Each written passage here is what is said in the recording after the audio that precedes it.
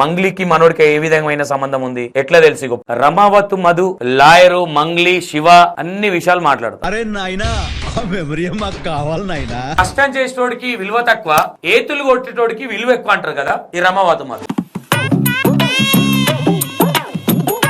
వీడొక పరమ లుచ్చా తుచ్చా గుచ్చా ముచ్చగాడు పచ్చి మోసగాడు. మీకు సబ్జెక్ట్ అర్థం చేసుకోవాలి. రమావత్ మధు ఇంకొకతను వీళ్ళు ముగ్గురు పార్ట్నర్లు. విన్నావుగా 3 చాలాలు. ఇక రమావత్ మధు మెల్లగా వాళ్ళ తమ్ముని పట్టుకొని అక్కడక్కడ తీసుకెళ్లి నేను వాళ్ళ చెల్లెని చేసుకోబోతున్నా, మంగ్లీ చెల్లెను. అది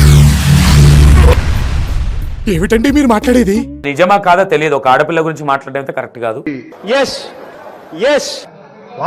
రమావత్ మధు ఇగో మధు అంత మంచోన్ని ఆగం చేసి శివ చూసా ముఖం చూసి కనీసం ఆలోచించాలా సుబ్బారావు గారు.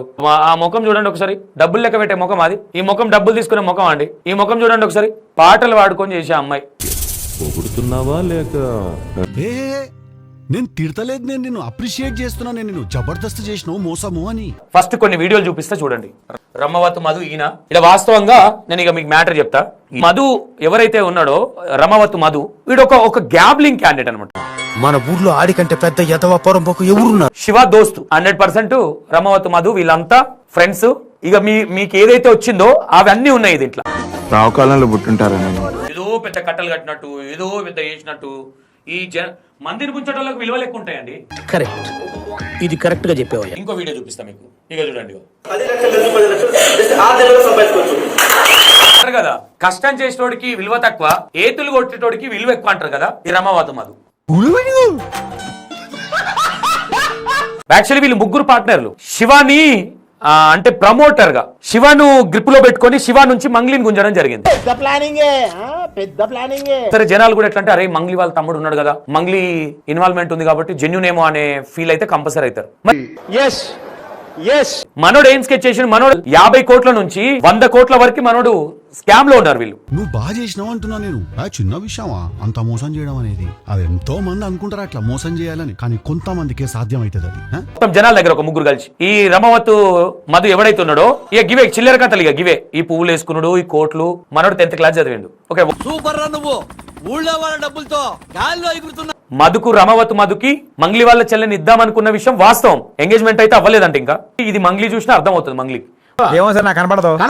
మనం మాట్లాడే దాంట్లో ఎంత నిజాలు ఉన్నాయి ఏందనేది మాక్సిమం మంగ్లీ గారికి కూడా మాట్లాడే ప్రయత్నం చేస్తా. ఒకసారి ఫోన్ చేస్తావు. అక్క నమస్తే అక్క, నా పేరు సంతోష్ అక్క, E960. చెప్పండి, ఏం చెప్పాలి? అవును చెప్పు చెప్పు అక్క. అక్క ఏం లేదురా నాయన, ఎందుకు ఇంతలా ఇబ్బంది పడుతుర్రు మీరు? అసలు వేరేవి బాధితుల గురించి చూపించండి, లేదంటే రైతుల గురించి చూపించండి, ఏదైనా చూపించండి. ఇది ఏం లేదు, ఉత్తమ మ్యాటర్ ఇది. దీన్ని ఎందుకు చూపిస్తున్నారు మీరు? నాకు అర్థమవుతుంది. లేదు అక్క. అక్క ఒక్క విషయం, ఆ రోజు ఎన్నిసార్లు చెప్పాలిరా మీకు? మనుషులా పశువులా? అసలు షేక్ ఇమామ్ గారి టెన్షన్ లో నేనుంటే మధ్యలో మీ కూడా ఏంట్రా? ఫోన్ కట్ చేసింది.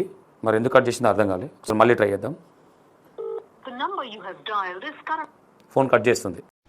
చూసావరా దీని తలపొగరు? మేము ఎందుకు ఫోన్, మరి మీద ఏం తప్పలేదు కదా. క్వశ్చన్స్ లేవనా, ఆన్సర్స్ లేవనా క్వశ్చన్స్ కి? ఫోన్ ఎత్తట్లేదు.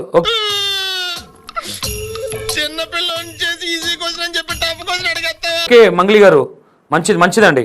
రైట్, బిజీ ఉన్నారేమో మరి మేబీ. రైట్, మంగ్లీ గారు ఎందుకు వేరే ఇష్యూస్ లేవా, దీన్నే ఎందుకు ఇంత మీరు ఇట్లా చేస్తున్నారని మాట్లాడుతూ ఉన్నది.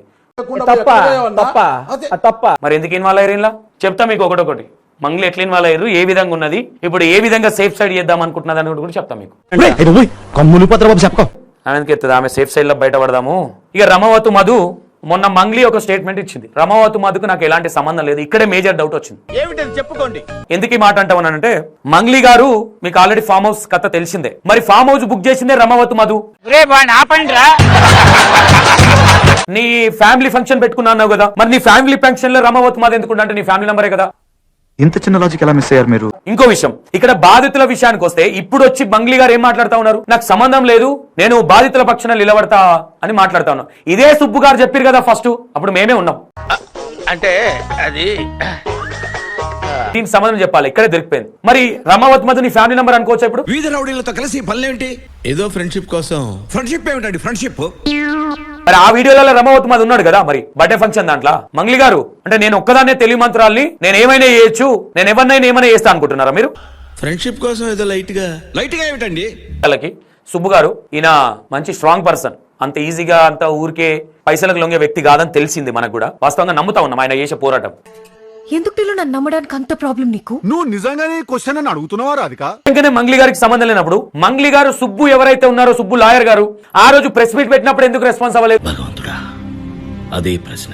నీకు పరిచయాలు ఉన్న ప్రెస్ రిపోర్టర్లను పిలిపించుకొని ఒక 5 minutes క్లారిటీ ఇచ్చేది ఇస్తే బాగుండేది కదా. ఈ రోజు ఇంత పెద్ద పెంట అయ్యేది కాదు కదా. వాడు అడగకుండా మీరు ఎందుకండి సలహా ఇవ్వడం? అడగకుండా ఇచ్చేదాన్ని సలహా అంటారు, కెలుక్కుంటే వచ్చేదాన్నే వాసన అంటారు. అంటే నీకు సంబంధం ఉంది, ఇక్కడ నీకు సంబంధం ఉంది వాస్తవంగా, అంతేనా? అందుకే మీరు రాలే. ఇప్పుడు పెద్దగా అయిపోయి పెంటంత పెద్దగా అయిన తర్వాత ఇప్పుడు వచ్చి మాట్లాడుతా ఉన్నారు అనుకోవచ్చు అట్లా? లేదు కదా. తిట్టాల్సినవన్నీ తిట్టారు కానీ రెస్పెక్ట్ ఎందుకు లేదు? మంగ్లీ గారు ఏం మాట్లాడుతా ఉన్నారు? మంగ్లీ గారు మాట్లాడేదాంట్లో పచ్చబద్దాలు కనిపిస్తా ఉన్నాయి. అన్ని అబద్ధాలే, ఓటుకు వస్తే అబద్ధం తప్ప. ఉంటానని అంటే ఏమైతుందిలే, వీళ్ళు ఏముంది, సుబ్బు ఏం చేస్తాడు, ఏమైతుంది అని అనుకున్నావా? అదే అనుకోవచ్చా? ఈ రోజు సుబ్బు గారిని, సుబ్బు లాయర్ గారిని మీరు ఏ విధంగా ఇబ్బంది పెట్టే ప్రయత్నాలు చేస్తా ఉన్నారు, ఏం చేస్తా ఉన్నారు అనేది ప్రతి ఒక్కటి ప్రజలకు అర్థమవుతా ఉన్నది. ఆయన జీకురు పట్టినట్టు పట్టిన మిమ్మల్ని ఏడ్చర్ల నీళ్ళు దాపించిందని చెప్పొచ్చు మీకు ఈ రోజు. ముందు వాడికి కాదు, వీడికి బాంబు లగాదేంగే. ఈ రమ్మవతు మాది ఎవరైతే ఉన్నాడో ఈ వ్యక్తి మీద, సుబ్బు మీద కేసు పెట్టినవు. మరి ఈ వ్యక్తి వల్లనే కదా నీ పేరు ఖరాబ్ అయింది. మరి సుబ్బు మీద, రమ్మవతు మధు మీద ఎందుకు కేసు పెట్టలేదా మీరు? చెప్పు, అంత నీ వల్లే కదా, ఆడించేది నువ్వే కదా. సుబ్బు గారి మీద ఎందుకు పెట్టింది కేసు అనుకుంటున్నారు మీరు?